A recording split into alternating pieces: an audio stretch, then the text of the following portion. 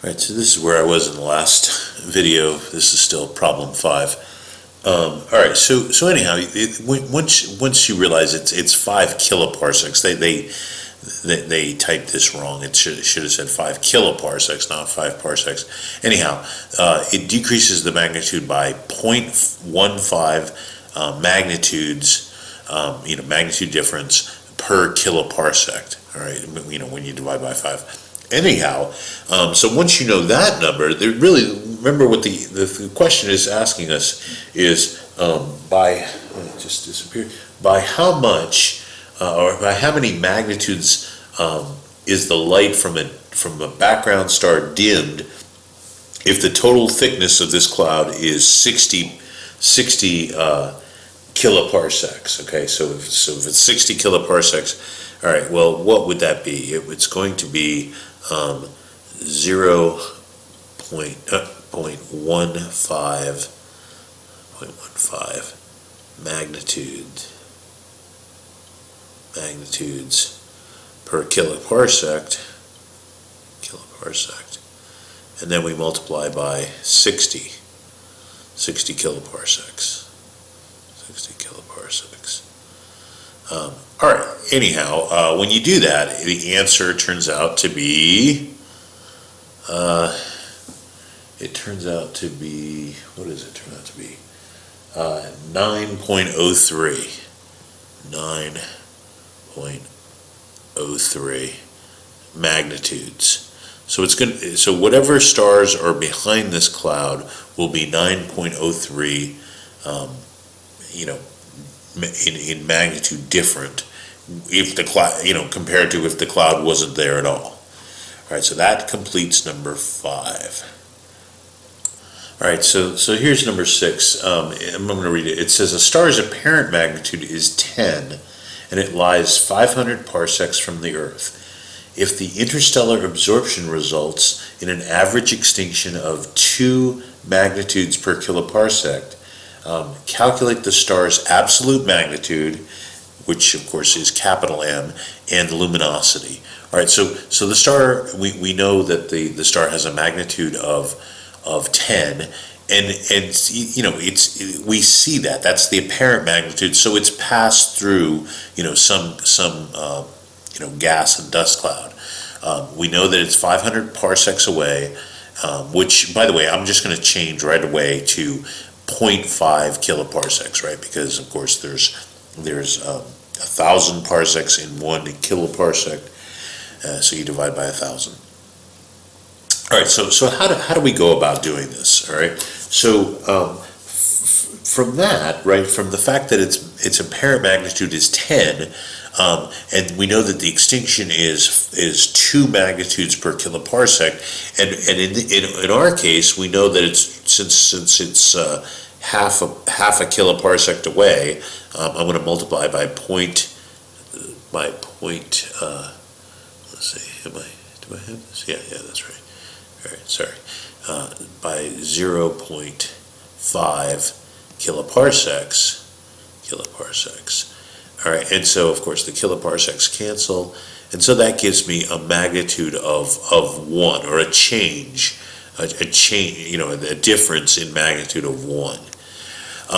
So since this is closer, right, that means, if it's closer than 1 kiloparsec, then imagine the cloud wasn't there.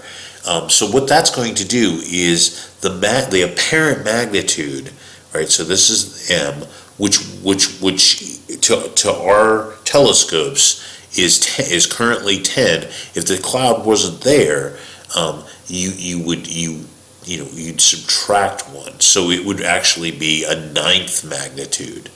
All right, the apparent magnitude would be 9th. All right, if it was further than 1 kiloparsec, then it would still be if the cloud wasn't there, it would still be brighter. All right, it would be brighter than we see it. All right, so because of this extinction of 2 magnitudes per kiloparsec, I mean, for ours, it would be even brighter if it, anyhow. So just 10 minus 1, because the 1 comes from the extinction, and so this thing is much brighter than if the cloud wasn't there. All right, so and now it says calculate the star's absolute magnitude and the luminosity. All right, so the absolute magnitude, you got to remember what the absolute magnitude is, right? Or there's a relationship. I kind of showed you this before, but this is a slightly different form. All right, so it looks like this: the the apparent magnitude minus the absolute magnitude.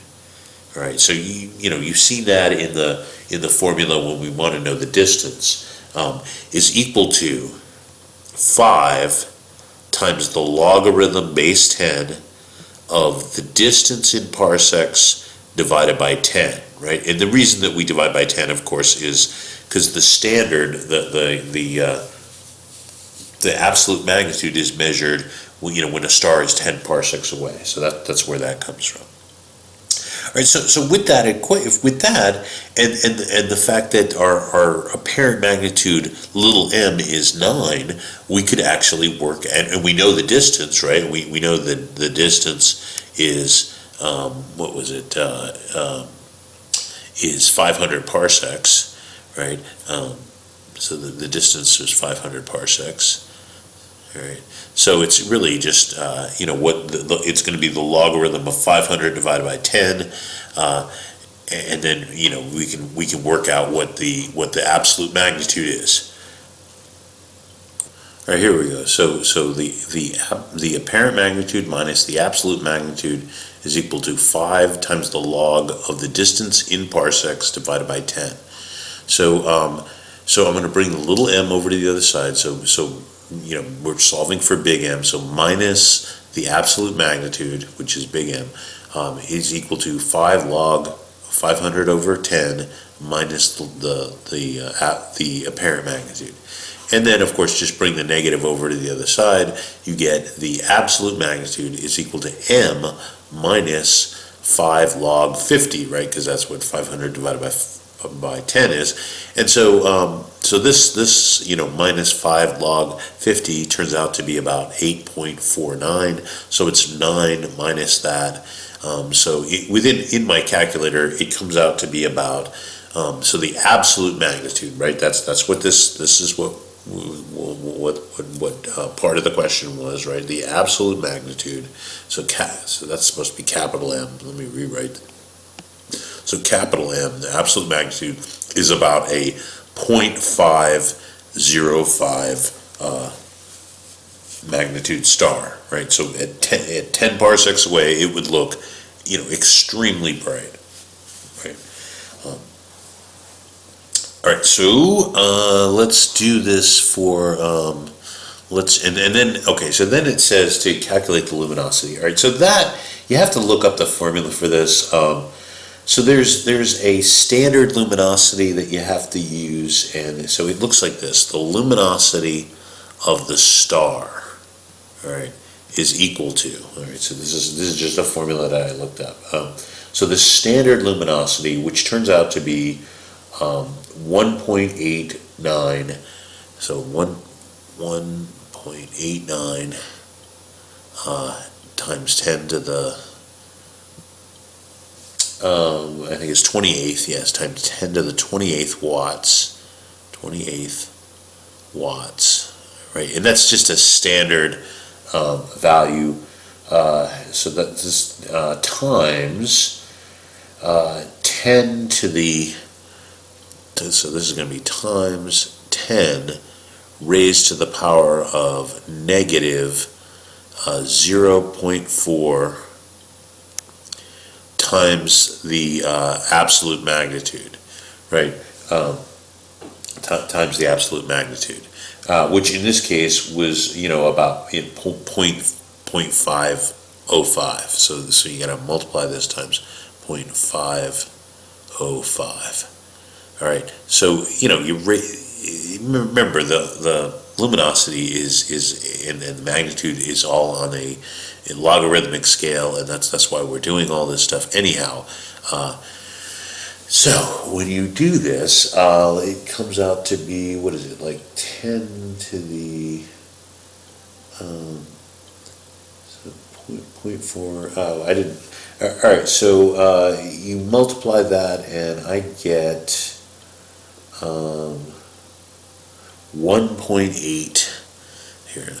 It might be better to do it here, so something like this. So this is what it comes out to be, all right?